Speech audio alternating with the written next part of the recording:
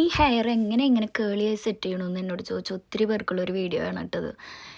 മിക്ക മലയാളികളുടെയും പോലെ എൻ്റെ ഹെയറും സ്മൂത്തും അല്ല, എന്നാൽ കേളിയല്ല, പ്രോപ്പർ കേളിയല്ല. അങ്ങനെ അതിൻ്റെ രണ്ടിൻ്റെ ഇടയിൽപ്പെട്ട ഒരു തരം ഉം, ചകിരിച്ചോറ് പോലെയുള്ളൊരു സാധാരണ മുടിയായിരുന്നു കേട്ടോ എൻ്റെയും.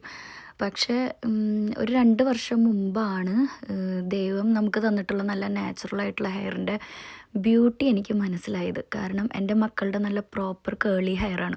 അപ്പോൾ അത് മെയിൻറ്റെയിൻ ചെയ്യാൻ വേണ്ടി പഠിച്ചാണ് ഞാൻ വിചാരിച്ചത് ഞാൻ എന്തിനാ പോയിട്ട് സ്മൂത്തനിങ്ങും സ്ട്രെയിറ്റനിങ്ങും ഒക്കെ ചെയ്ത് എൻ്റെ മുടി ഇങ്ങനെ കേടാക്കി. പിന്നെ ഞാൻ ഒത്തിരി പരീക്ഷിച്ച് കേട്ടോ ഈ രീതിയിൽ ഇങ്ങനെ കേളൊക്കെ സെറ്റ് ചെയ്തെടുക്കാൻ ഞാൻ പഠിച്ചത്. പക്ഷെ അത് അത്ര വലിയ പാടുള്ള കാര്യമൊന്നുമല്ല. നമുക്ക് ആർക്ക് വിചാരിച്ചാലും ഇപ്പോൾ സാധാരണ ഒരു വേവി ഹെയറുള്ള ആർക്ക് വിചാരിച്ചാലും സിമ്പിളായിട്ട് ചെയ്തെടുക്കാൻ പറ്റുന്ന ഒരു കാര്യമാണ് കേട്ടോ. ഇപ്പോൾ ഈ വീഡിയോയിൽ ഞാൻ ഒത്തിരി 2-3 പ്രൊഡക്ട്സൊക്കെ യൂസ് ചെയ്തിട്ടുണ്ട്. പക്ഷേ മിക്കവാറും ഒരു പ്രൊഡക്ട്സും ഇല്ലാണ്ട് സാധാരണ നമ്മുടെ ടെസ്കോയിലും ബൂട്ട്സിലും സൂപ്പർ ഡ്രഗിലൊക്കെ കിട്ടുന്ന ഒരു സിമ്പിൾ ഷാമ്പൂ വെച്ചിട്ട് ഈസി ആയിട്ട് സെറ്റ് ചെയ്തെടുക്കാൻ പറ്റും കേട്ടോ നമ്മുടെ മുടി. നോക്ക്, വെറ്റായിട്ടിരുന്നപ്പോൾ എന്ത് ഒട്ടി ഒന്നുമില്ലെന്ന മുടിയായി. ഇപ്പോൾ നോക്ക് എന്ത് തിക്കായി നല്ല കേൾസായിട്ട് വന്നിട്ടുള്ളതല്ലേ.